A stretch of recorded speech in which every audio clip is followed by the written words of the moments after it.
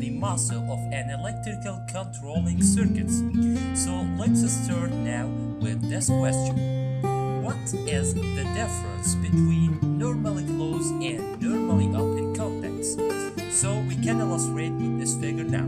The normally closed contact is a contact which is closed at its normal state or at its ordinary state. So when a signal is applied to this normally closed contact, it will be open, and when this signal released, so it will be returned back to close, and the close is the ordinary or the initial state of it. And also the normally open contact is a contact which is open at its normal state, and when a signal is applied to this normally open contact, it will be closed. So when this signal is released again, so this normally open contact will go contact again. So this is the difference between normally closed and normally open contact. And now we can illustrate with this figure. So when there is no electrical signal, so this contact will be open.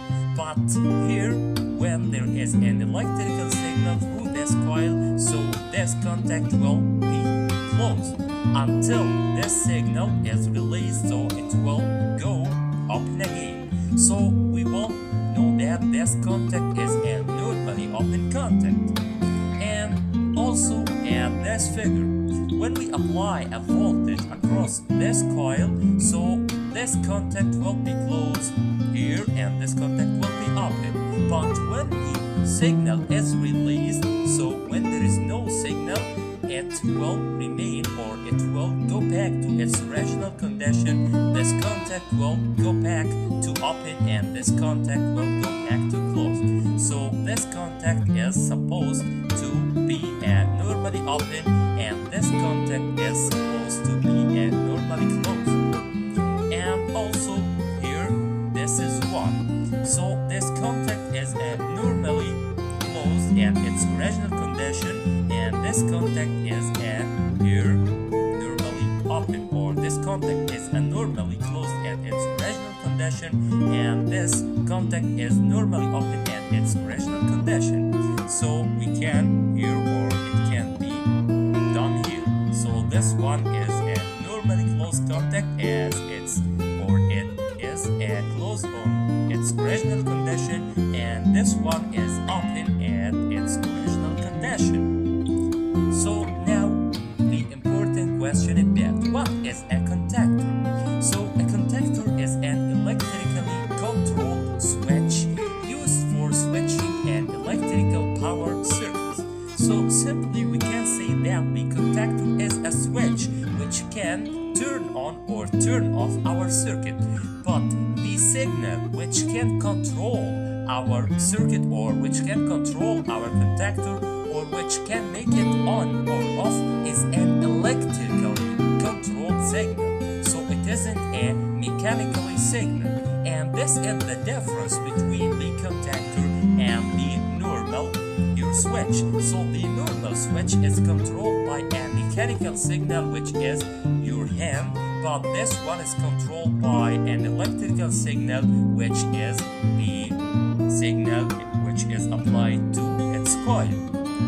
So now we have another question. What is the main construction of a contactor? So we want to know what is the main construction of a contactor. So a contactor here consists of 3 basic parts. The first one is its coil, and this one is the contactor coil, and these are the 2 terminals of the contactor. And when this contactor is applied, or when we apply a voltage across this contactor, it will be magnetized. And the second one is the main contacts, and the main contacts is the contacts which can make a contact between our power supply and our load. So these contacts, or the job of this contacts, is to turn off or turn on our circuit, or to make the current, or to let the current to pass through our contact from the power supply to our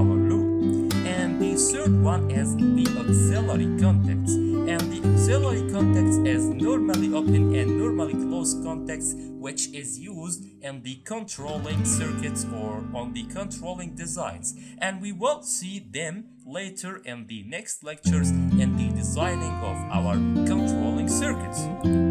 And now the question is that how contactors work. So easily we can illustrate with this figure. So this is the coil of our contactor, and when we apply a voltage through this coil, so this coil will be magnetized, and when this coil will be magnetized, it will turn to a magnet, and when it turns to a magnet, so these contacts will be attracted to these contacts, as these three contacts of these three phases here is a metal contacts, and the metal contacts is here attracts to the magnet. So when a voltage is applied to this coil, so it will be a magnet, and when it will be a magnet, so these coils here, this magnet will pull these three contacts down to be here attached to these three contacts. So when they attach it to each other, so the current will follow from our power supply to our load. And when we want to cut off the circuit, we will here release the voltage which is across our coil. So this magnet will go back to an ordinary coil, so these contacts will go up again and it will turn off our circuit.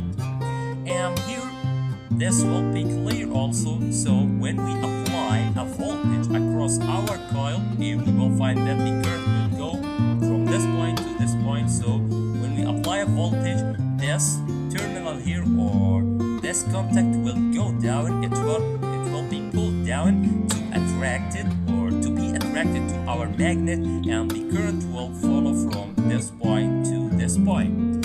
And also here we can illustrate with this one. So this is our coil, and when it will be red now, it will have a voltage across it, so the current will go from this point to this point, and we can see that this is a normally closed contact and this is a normally open contact. So again, when a voltage is applied to it, it will be a magnet which will pull the contacts to it. So the normally closed contact will be a normally open contact, and the normally open will be the normally closed. So this is the construction of the normally open contact and the normally closed contact, and this is the difference between them and between these main contacts. So now the question is that why we need contactors. So why we need contactors in our controlling circuits? So easily we can say that the first reason or the first benefit of contactor is that it controls circuit with small signals. So the signals which is applied to our coil will be a very small signal, so it will be 24 volts for example, or 12 volts, and the current which follow through our coil is very small current. So the total power which will control our coil, which is the signal here, will be very small compared to the power which follows through our contacts here from our power supply to our load. So this power from our power supply to our load is very larger during or according to this one, which is the controlling segment. So the first benefit is that we can control a very large value of power signal using a very small value of controlling signal.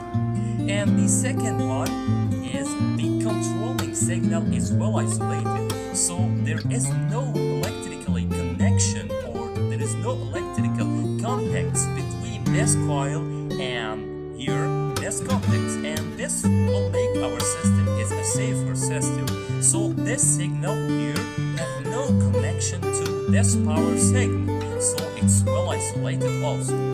And the second one is that, or the third one is that the control and power system can be formed or can be from from different places, so we can control our circuit using this control room, which is farther from our contactor using this wire. So it can be a long wire, it's no problem.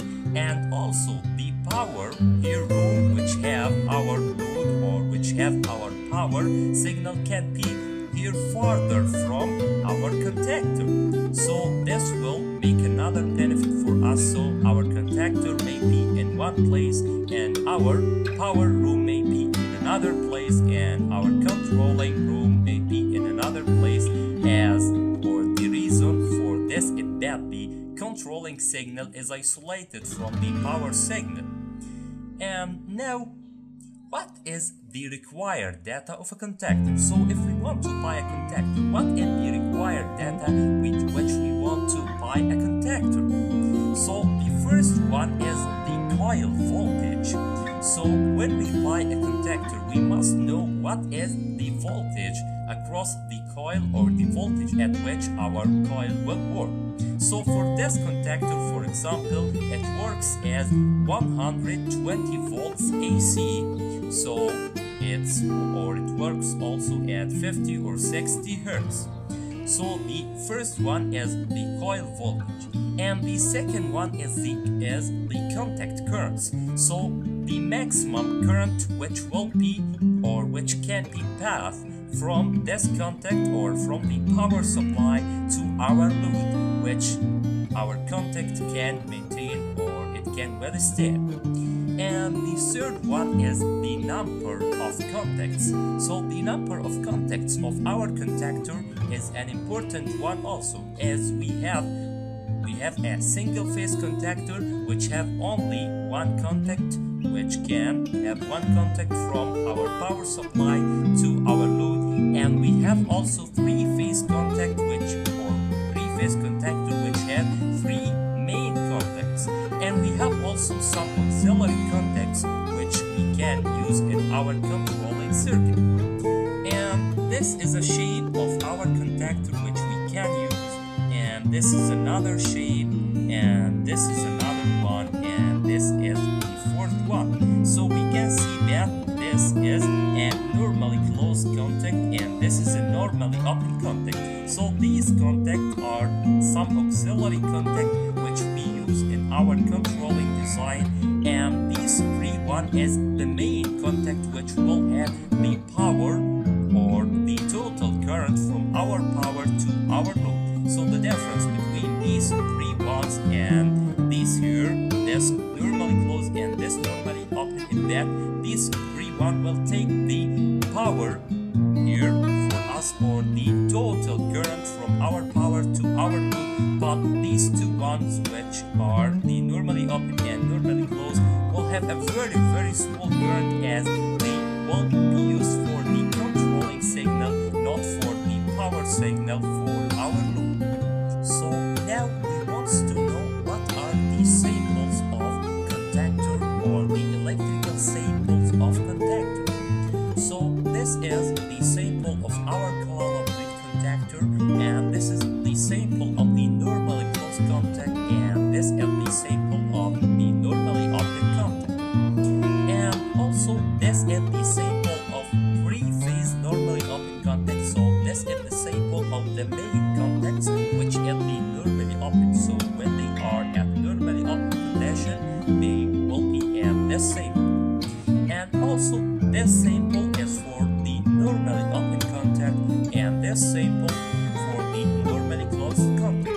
And this one are most popular in our designs, which we will use here than these two samples. So this one for the three contacts for the three phase, which is normally open, and this one for a single contact which is normally open, and this one for single contact for normally closed.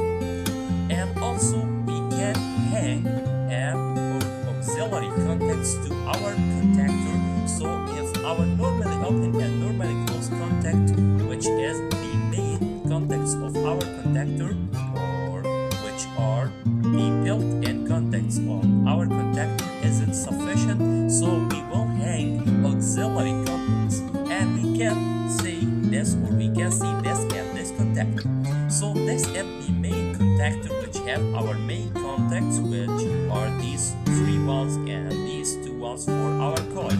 And when we want to apply, or when we want to add auxiliary contacts, so we will hang this one, which is this one, which is our auxiliary contact, to our contactor to have some auxiliary contacts which we can use on our design. So it was our lecture today. Thank you for watching and see you next lectures.